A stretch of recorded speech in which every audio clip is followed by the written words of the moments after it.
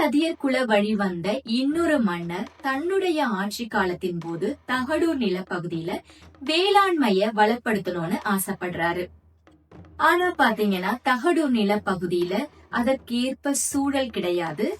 பெரிய ஆறுகள் ஒன்னும் கிடையாது. ஏரிகளும் குளங்களும் மட்டும்தான் இருந்துச்சு. அங்க நெற்பயிர்களை மட்டும்தான் விளைவிக்க முடிஞ்சிச்சு.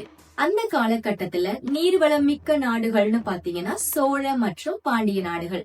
அதனுடைய சில பகுதிகள்ல கரும்ப பயிர் செஞ்சு விளைவிச்சிட்டு வந்தாங்க. அத பார்த்த இந்த அரசர் தன்னுடைய தகடூர் நிலப்பகுதியிலையும் கரும்ப பயிர் செய்து விளைவிக்கணும் அப்படின்னு ஆசைப்படுறாரு. தன்னுடைய விவசாயிகளை கூப்பிட்டு ஆலோசனை பண்றாரு.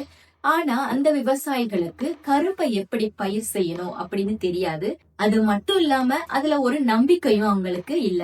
அதனால இந்த மன்னர் ஒரு யோசனை பண்றாரு. ஓலைகளை அனுப்பி சோழ நாட்டில இருந்து விவசாயிகளை வர வைக்கிறாரு. அவங்களுக்கு தேவையான உதவிகளையும் வசதிகளையும் செஞ்சு கொடுக்கிறாரு.